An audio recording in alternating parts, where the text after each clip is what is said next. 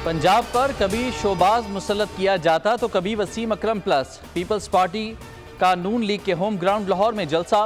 बिलावल भुट्टो जरदारी कहते हैं कि नून लीग दहशत के साथ पीटीआई कारकुनान से इंतकाम ले रही है। नहीं चाहूंगा कि किसी को भी ऐसे जुल्म से गुजरना पड़े।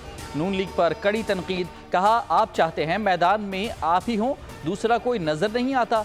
इलेक्शन में शेर और तीर का मुकाबला है, मेरा साथ दें। पुराने सियासतदानों को मुस्तरद करें। हम नफरत और तकसीम की सियासत दफन कर देंगे। हम पाकिस्तान को किसी नालायक के हवाले नहीं कर सकते।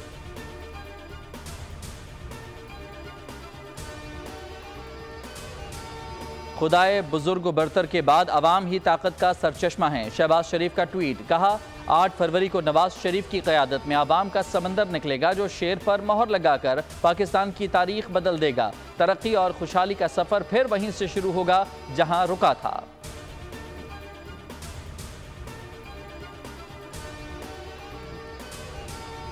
सुप्रीम कोर्ट ने 3 माह में 859 केस निपटा दिए। अदालत में ज़ेर इल्तवा मुकदमात की तादाद 55,644 रह गई। सुप्रीम कोर्ट ऑफ पाकिस्तान ने पहली बार अपनी सहमाही रिपोर्ट जारी कर दी।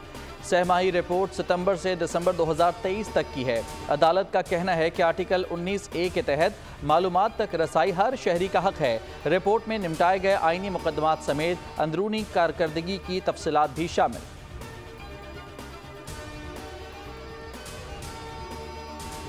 शाहीन वाइट वॉश की जिल्लत आमेज शिकस्त से बच गए। 5 मैचेस की T20 सीरीज के आखिरी मैच में न्यूजीलैंड को 42 रन से मात दे दी। पाकिस्तान ने 135 रन का हदफ दिया।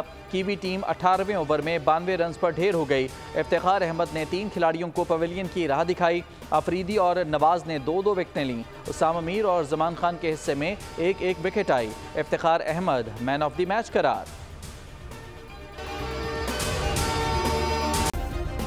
सब्सक्राइब करें और बेल दबाएं ताकि कोई खबर रह न जाए।